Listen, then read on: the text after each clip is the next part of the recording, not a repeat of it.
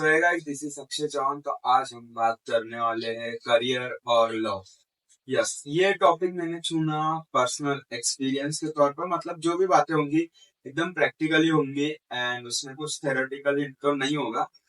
लेकिन ये वीडियो शुरू करने से पहले सबसे पहले तो मैं आपसे ये पूछना चाहूंगा कि आप क्या चूज, अगर आपको करियर और लव में कुछ चूज करना हो तो आप क्या चूज करोगे, तो मुझे और क्यों करोगे, इन दोनों के जवाब मुझे कमेंट करके जरूर बताइए। तो चलिए शुरू करते हैं आज का वीडियो। सबसे पहले तो ये समझते हैं कि आपकी स्टेज क्या है। आप स्कूल में हो, आप कॉलेज में हो, आप किसी एग्जाम का प्रिपरेशन कर रहे हो, कि आप जॉब में हो, कि आप बिजनेस में हो।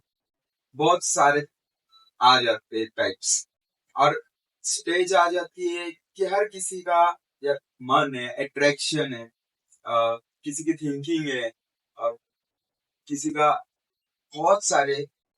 अगर अपन ओपनली बात करें तो फिजिकल अट्रैक्शन है, लव अट्रैक्शन है, किसी का मीन्स फाइनेंस अट्रैक्शन है।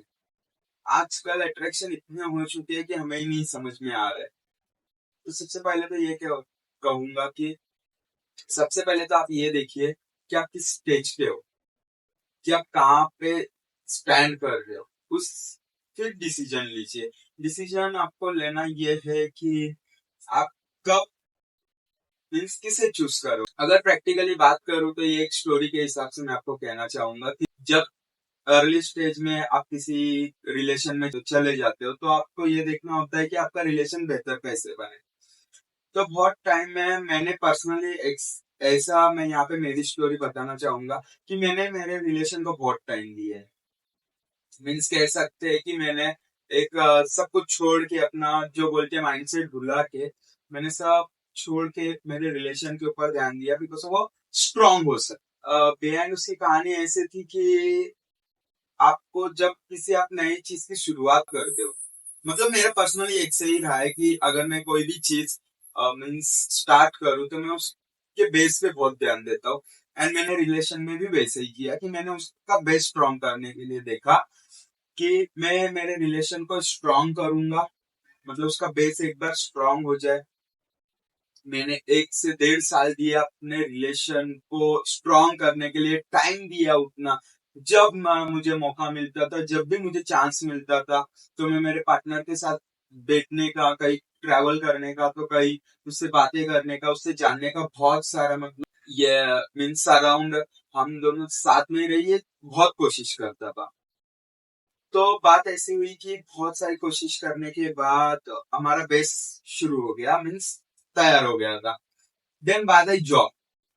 हमने दोनों ने जॉब भी किया एक साथ। तो हालांकि कुछ चीजें बात की बात है, लेकिन मैं आपको एक कंप्लीट बता रहा हूँ कि मैंने कैसे स्ट्रॉन्ग किया था।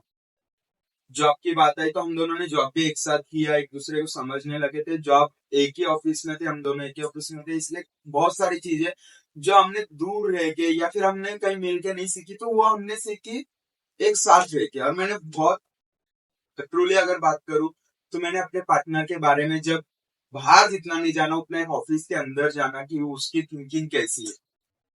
ओके, तो बात यहाँ पे ऐसी आ जाती है कि अगर ना मुझे कोई पूछे कि करियर और लव के बीच में किसे चॉइस करना हो, तो एब्सोल्युटली अब मेरा जो थिंकिंग है और मेरी जो थॉट प्रोसेस है, तो आप वो करियर को चूज करेगी बिकॉज ऑफ नाउ अब जो टाइम चल रहा है और जो मेरा स्टेज है एज का, एंड जो मेरी सराउंडिंग है, अब वो टाइम आ चुका है कि मुझे सब कुछ चेंज करना है एंड मुझे डिसीजन लेना है अपना एक करियर चूज करने का। तो करियर आप जहाँ पे देख रहे हो तो आपको पता लग रहा है कि मैंने बहुत चीजें सीखी, समझी, और उसके ऊपर पे मैं वीडियोस बना रहा हूँ। तो अगर आपको चूज करना रहे तो आप कैसे चूज करोगे, कि एक बात बता रहा हूँ, आप तब तक करियर को चूज करिए जब तक आपके रिलेशन को एटलीस्ट 3 इयर्स कंप्लीट नहीं हो जाते। यस, आप किसी भी प्रोफेशन में हो, स्टूडेंट हो, जॉब में हो, कॉलेज में हो, या फिर आप बिजनेस कर रहे हो, तो आप 3 इयर्स से कम टाइम में आप लव को चूज ही मत करिए। ये मेरा पॉइंट ऑफ व्यू है, आपका पॉइंट ऑफ व्यू क्या है आप मुझे कमेंट करके जरूर बताइए। बिकॉज ऑफ जब आप किसी भी चीज को शुरू कर रहे हो, जैसे कि मैंने कहा कि मैंने 1 से 1.5 साल मेरा रिलेशन को स्ट्रॉन्ग करने में दिया, यस टाइम। आप मैंने कहीं पे सुना है कि आप जिस चीज को जितना टाइम दोगे वो चीज उतनी स्ट्रांग होती चली जाएगी, और वैसे हुई। मैं नहीं कह रहा हूँ नहीं हुई। एंड बात ऐसी आ जाती है कि अब बारी आई करियर की। यस, करियर के मैं पहले से बहुत मतलब बोलते नहीं कि एक थिंकिंग मेरी आधी तो करियर के ऊपर ही है। मीन्स मैं उसे ही चूज करता रहता हूँ। जितना भी टाइम हुआ मैंने बहुत कुछ सीखा समझा, और जब भी मैं रिलेशन के बेस पे था, और जब मैं मीन्स थिंकिंग होती है ना कि ऐसे झगड़ा हुआ या कुछ भी, तो मैं ऐसे डाइवर्ट नहीं होता हो जाता था, मैं मेरे काम की ओर वापस लौट जाता था। बिकॉज अब अगर मैं उसकी चीज की ओर ज्यादा सोचूंगा तो मैं कहीं ना कहीं डिस्ट्रॉय हो जाऊंगा। एक तो रिलेशन में डिस्ट्रॉय हो जाऊंगा, या फिर मेरे पर्सनल करियर में डिस्ट्रॉय हो जाऊंगा। लेकिन ऐसा मैंने दोनों ही नहीं होने दिया। तो चीजें ऐसी हो जाती है कि झगड़ा हो जाता है तो मैं अपने काम को पकड़ लेता हूँ। या अगर काम में ठीक है 19-20 हुआ, या ऐसा लग रहा है पार्टनर को कि यार ये काम की वजह से शायद मुझे अवॉइड करना लग गया, तो शिफ्ट कर देता हूँ। ये माइंड शिफ्टर गेम होगा। जैसे कि मैं कहूँ कि ये माइंड शिफ्टर गेम है, जैसे आप कैसे हैंडल कर पाते हो, बहुत इंपॉर्टेंट है ये चीज। मीन्स बहुत ये साइकोलॉजिकल चीज है कि आप अपने पार्टनर को कैसे समझ रहे हो, कैसे उसे मीन्स स्पेस दे रहे हो, कितना टाइम दे रहे हो, सारी चीजें बातें। मैंने टाइम भी दिया, मैंने स्पेस भी दी, मैंने बात कर मैंने करियर के ऊपर बातें भी की।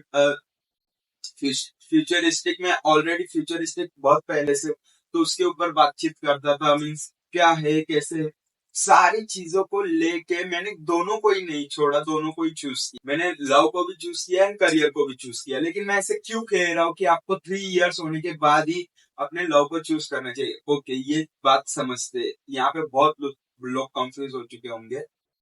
तो सबसे पहले पॉइंट 1 की बात करूंगा कि आपका विजन क्या है। आप दोनों ने विजन क्या लिया है, या आपने खुद ने विजन क्या लिया हुआ है।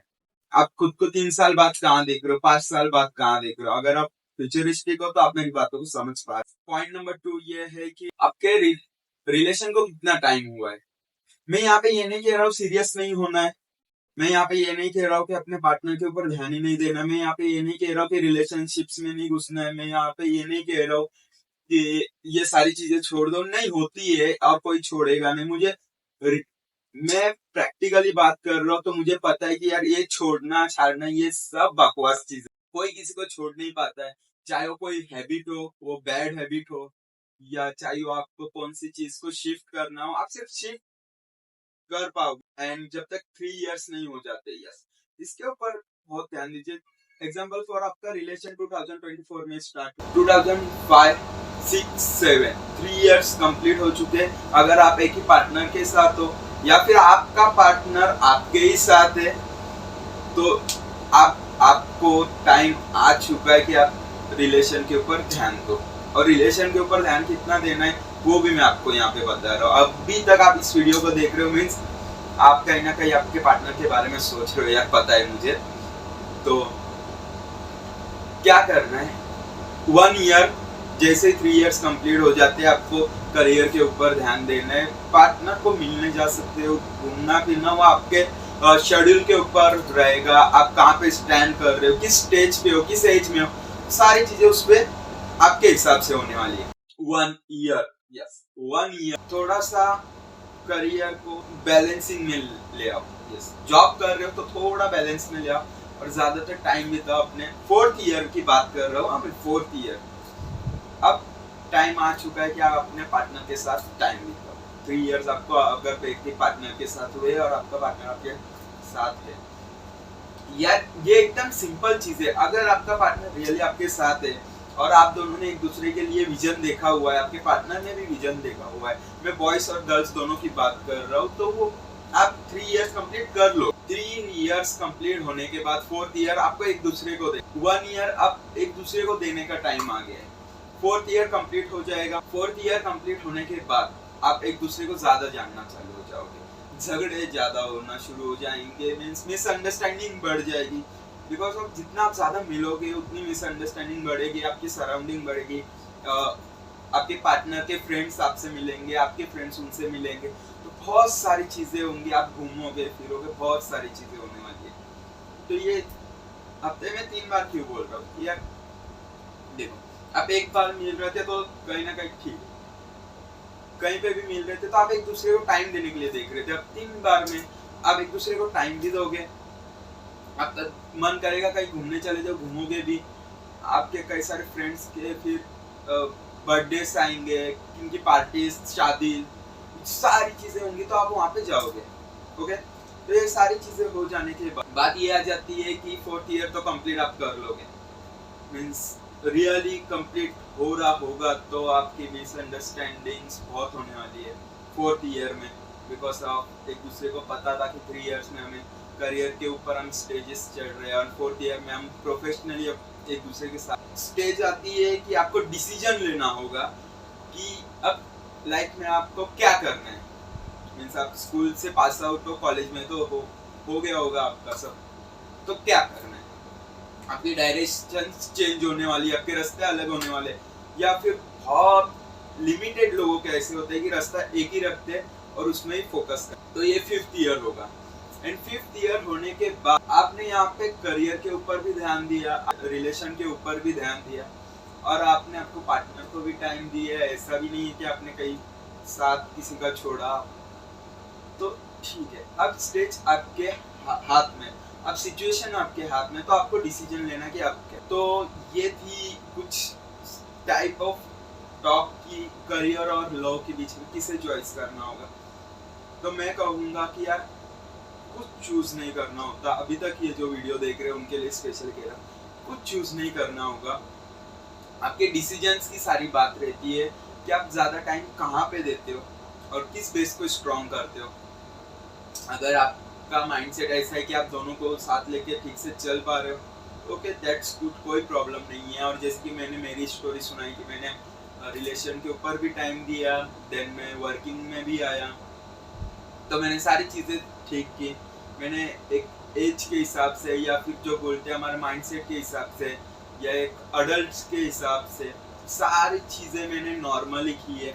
मैंने ऐसा कोई चीज़ नहीं है जो एकदम आउट ऑफ साइट जाके खुद को डिस्ट्रॉय करने की जैसे कोई चीज़ की। इस बात से मैं बहुत खुश होता हूँ कि यार मैंने जो भी चीज़ की उसमें कभी डिस्ट्रॉय नहीं हुआ। हाँ, मैंने सीखा, बहुत सीखा। जो मैं ये वीडियो बना रहा हूँ आपको भी पता चल रहा होगा कि मैंने सीखा है, बहुत सीखा। ऐसा नहीं कोई चीज़ हवा में बात की, आप मेरी बात से रिलेट कर पा रहे होंगे कहीं ना कहीं कि आपको कहाँ पे फोकस करना है, कहाँ पे ध्यान देना है। और एक स्टेज ऐसी आती है कि आपको डिसीजन लेना होता है, बस एट द एंड ऑफ आपको डिसीजन ही लेना होगा और कोई चीज़ नहीं है ऐसी। ओके, सो आई होप कि आप मेरी बातों को समझ चुके होंगे एंड पूरे दिल से वीडियो बनाए। तो अभी जो देख रहे हैं मुझे कमेंट करके ज़रूर बताइए कि आपको ये वीडियो कैसा लगा। तो take care, bye bye, see in the next video.